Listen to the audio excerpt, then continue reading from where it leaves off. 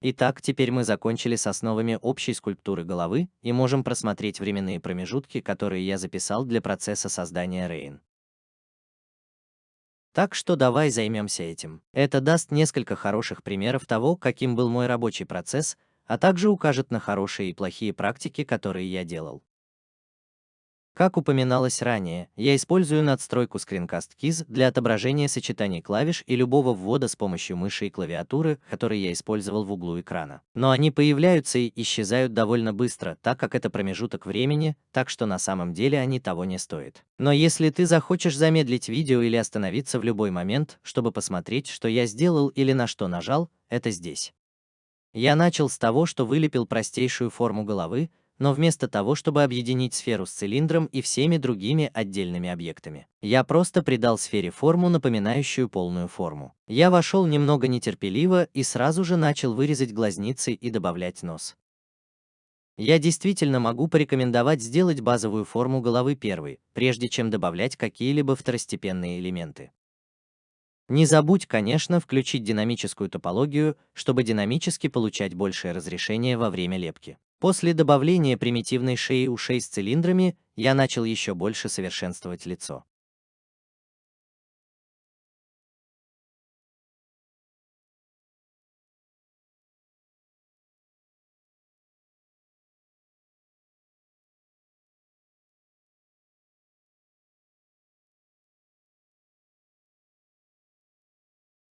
Я не думаю, что я был.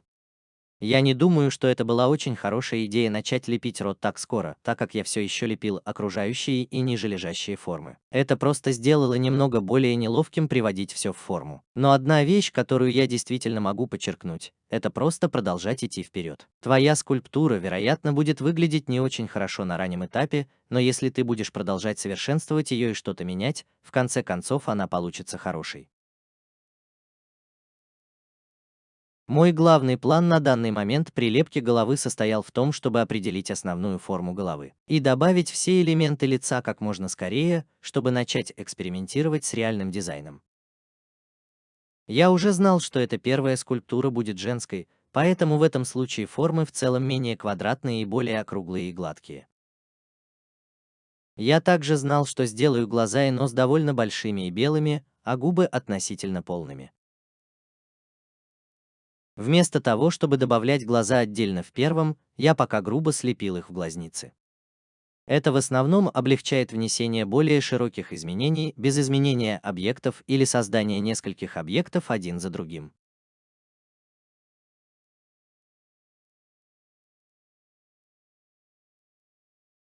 Я также разместил все объекты немного выше, чтобы мировое происхождение находилось у основания скульптуры бюста.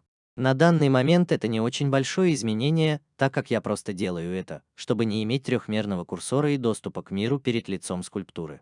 Но ты также можешь скрыть эти элементы видового экрана во всплывающем меню наложения, если не хочешь их видеть. Конечно, время от времени я включаю каркасный оверлей с помощью моего личного ярлыка Shift-Z. Я делаю это, чтобы проверить точное разрешение, которое динамическая топология дает мне в данный момент. Я, очевидно, потратил много времени на лицо первого, игнорируя затылок. В значительной степени храму и другим районам на данный момент не помешало бы немного больше поработать. Довольно важный совет для меня на данном этапе — часто переключаться между орфографией и перспективой в окне просмотра. Ну, перспектива дает тебе более точное представление о том, как будет выглядеть прицел для любого человека позже. Орфография может помочь с динамической топологией с включенной относительной детализацией, поскольку уровень детализации основан на размере пикселя. И наличие всего орфографического даст вам, по сути, максимально согласованный размер деталей. Орфография также даст тебе гораздо лучшее представление о сравнении пропорций скульптур. Честно говоря, на данный момент я использую только базовые кисти для большей части процесса лепки. Захват, змея, крюк и гладкий постоянно используются для небольших и широких изменений. Рисуй, изгибай и глина, а также полоски глины используются для придания более тонких объемов и деталей. Ты можешь сделать практически все, что угодно, только с помощью этих кистей. Что касается губ, Я также использовал щипковую кисточку, чтобы потом немного пощипать область между губами. Ты также можешь использовать надувную кисточку, чтобы добавить немного больше толщины и объема и еще немного прижать губы друг к другу. Но совет, который я, вероятно, повторю пару раз: продолжайте вращаться вокруг своих скульптур. Губы, например, могут хорошо выглядеть с одного ракурса, но они должны хорошо выглядеть со всех сторон. Убедись, что поток линий и форм хорошо смотрится под любым углом и не оставляй никаких нежелательных неровностей нетронутыми. Если ты контролируешь свои поверхности и не позволяешь никаким комкам влиять на твою скульптуру, то это действительно резко повысит качество скульптуры. Что касается носа, я почти сразу же выбрал стилизацию, так как хотел добавить жесткий край в нижней части, чтобы отделить область ноздрей от остального. Со временем я буду все больше и больше отказываться от жестких углов, но хорошо бы уже отметить элементы, которые вы хотите произнести в дизайне. До сих пор я много лепил с плавным затенением, но плоское затенение имеет то преимущество, что дает вам четкое представление о разрешении сетки и в целом о геометрии, с которой вы работаете. Используй это в своих интересах в любой момент, просто переключаясь между ними. Чтобы переключаться между ними, ты можешь просто переключить, например, опцию в параметрах динамической топологии. Я остановился не только на временной лепке глаз, но и бровей. Это все просто для того, чтобы получить лучшее восприятие и впечатление от дизайна на данный момент. Ведь эти элементы действительно могут сильно измениться в процессе лепки.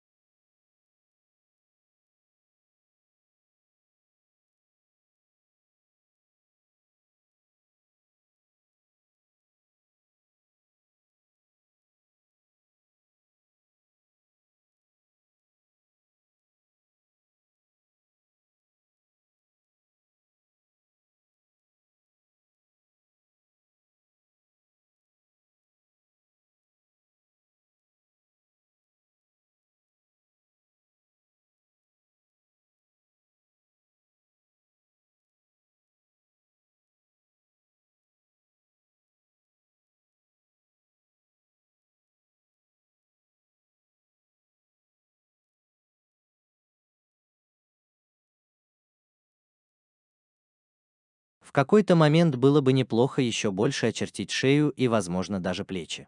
Вместо того, чтобы снова тратить все свои усилия на первое лицо, продолжай переключаться на то, что ты сейчас лепишь.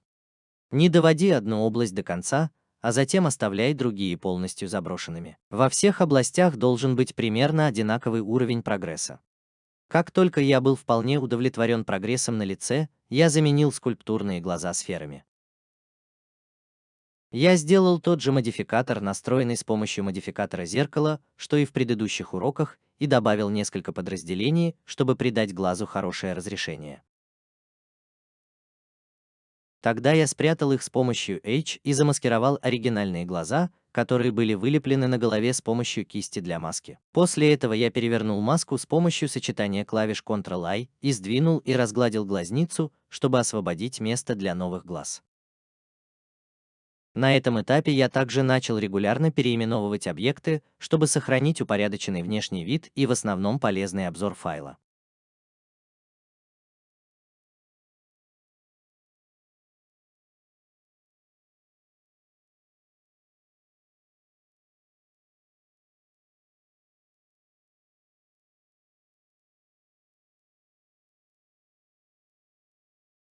Когда я, наконец, замаскировал радужную оболочку и зрачок новых объектов AI, я впервые в этой записи использовал дополнение Mask Tools. Он предлагает множество дополнительных функций, таких как увеличение, уменьшение, сглаживание, резкость и даже сохранение масок. Позже я буду использовать это дополнение чаще, но прямо сейчас я заметил, что моя нарисованная маска всегда немного великовата. Поэтому вместо того, чтобы перерисовывать маску снова и снова, пока она не станет правильной, я открываю боковую панель с помощью сочетания клавиш N. И на вкладке «Инструменты маски» использую кнопку Mask Less, чтобы постепенно уменьшать маску.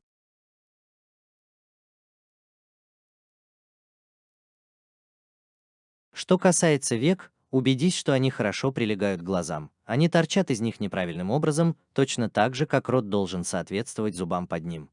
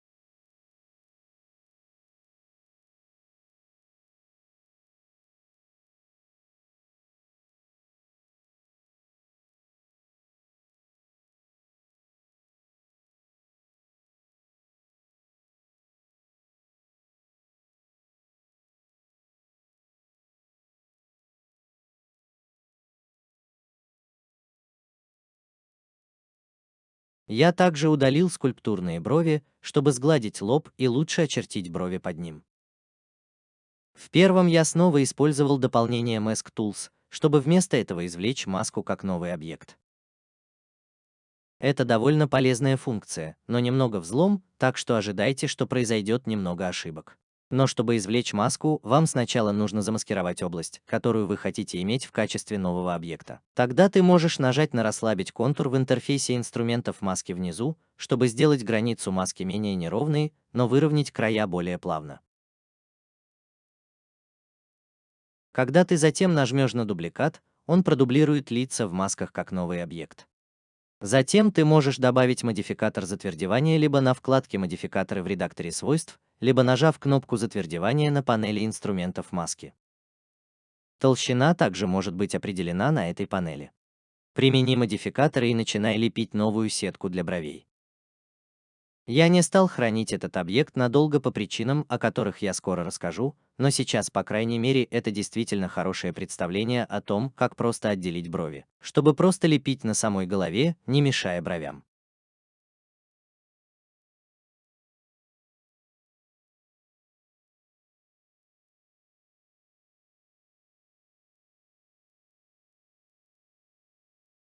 Я также добавил жесткий край на лбу, ведущий вниз к носу.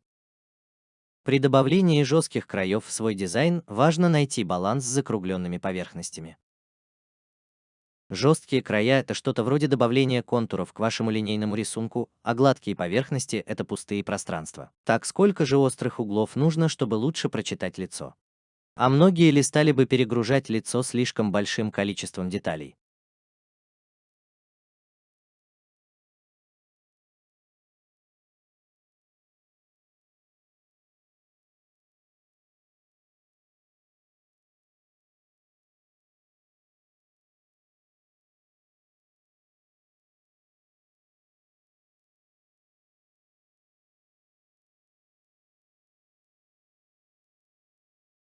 Как только я начинаю полировать поверхности и детали немного более детально, я переключаюсь на более высококонтрастную сумасбродную картинку, чтобы лучше рассмотреть высокочастотные детали поверхности. Для этого я использовал один из старых Bandit 179 Matcaps, который включен в папку ресурсов этого курса.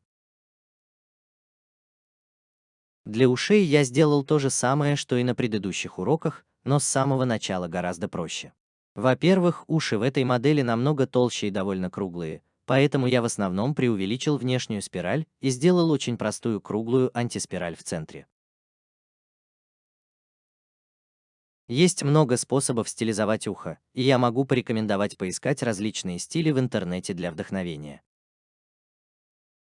Я наконец-то начал связывать логические значения каждого объекта вместе, чтобы правильно сочетать их переходы.